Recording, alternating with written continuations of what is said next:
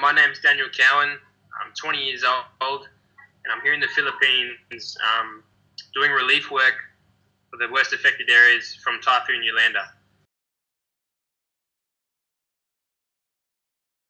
The Red Cross says 1,000 are feared dead in one city alone, and the death toll in the Philippines is only expected to rise as rescue workers enter the worst-hit areas. Nagre-report na si Atom Araulio. Halos hindi mo na makita yung itsura ni Atom. Kasi talagang yung hangin at yung tubig, tinatakpan na lahat ng mga imahe. Daniel fell into that category of a student that used to irritate the hell out of you, but was exceptionally likeable at the same time. With his nature and character, I mean, he's a bit of a larrikin anyway. It seemed like that was one of the key drivers, aside to I got to get out of Wangaratta. I think it was probably a long thing coming for wanting to go, because he's always wanted to travel. That's been his dream ever since he was a little kid. I've always had the dream to travel the world, and I guess I never really fit into the whole going to university straight after school. I suppose Daniel's decision to go to the Philippines was partly based on my recommendation. So he came to me, I think at the start of the year, saying he wanted to go overseas and have an experience. And he's talking about just general travelling. And so I mentioned to him that perhaps there was an opportunity to go to the Philippines. So there was warning of Typhoon Yolanda on the TV maybe a day beforehand.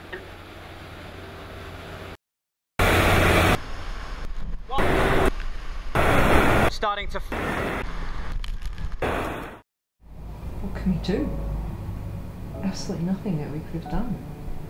And in those moments of when it was downtime and at work, checking out on the satellite, you could see where the eye was tracking, and it was heading for Cebu, where he was. And it was just getting bigger and bigger.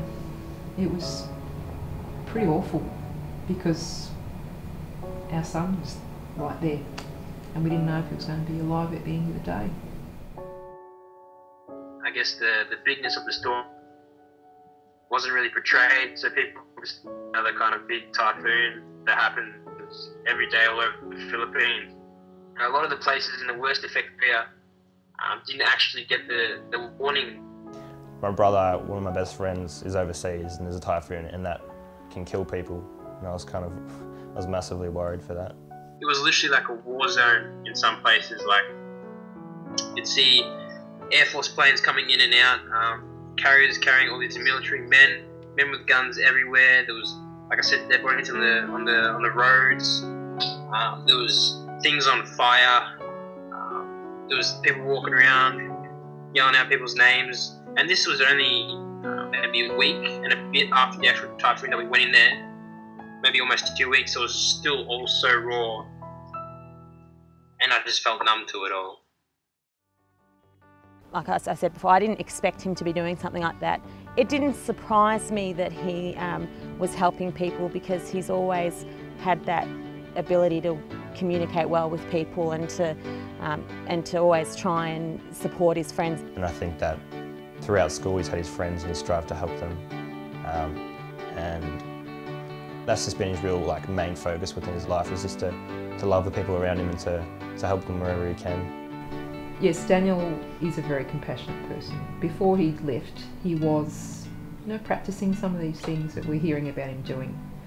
I guess, small of a degree. I mean, I suppose at the end of the day, within the context too, he'd spent a lot of his time, say, in Safeway, looking out for people, making sure, and he'd often come home saying, I feel really crap, but I made someone smile.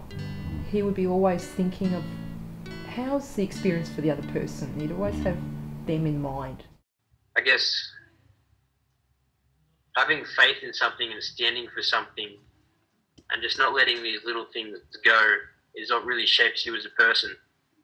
And I mean, we are all capable of helping, and we are all capable of ignoring.